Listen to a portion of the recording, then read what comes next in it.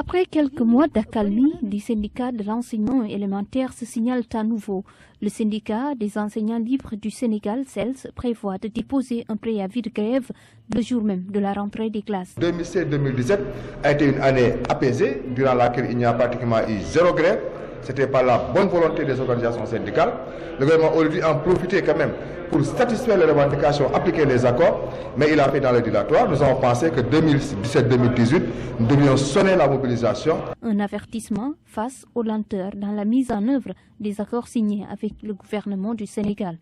Donc c'est après évaluation de l'année syndicale qu'on s'est rendu compte qu'il y a beaucoup de retard, beaucoup de lenteur et parfois même une mauvaise volonté politique. Et à ce niveau-là, le moment il est idéal parce qu'en fait déposer un préavis de grève ne veut pas dire aller faire la grève. Et le problème nodal, c'est la satisfaction des revendications.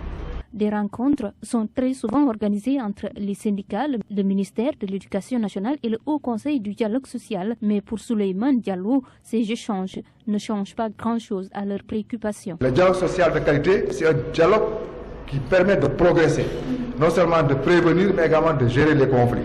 En fait, c'est ça un dialogue social de qualité. Mais le dialogue social de qualité est en panne dans le secteur de l'éducation nationale.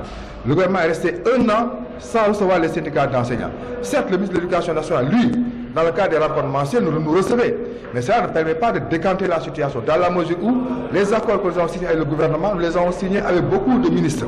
Au cours de l'année scolaire 2016-2017, les syndicats d'enseignants ne se sont pas beaucoup manifestés, une manière pour eux de laisser au gouvernement le temps de mettre en œuvre les accords déjà signés, mais pour 2017-2016, ils comptent mettre en œuvre un plan d'action pour pousser le gouvernement à respecter ses engagements.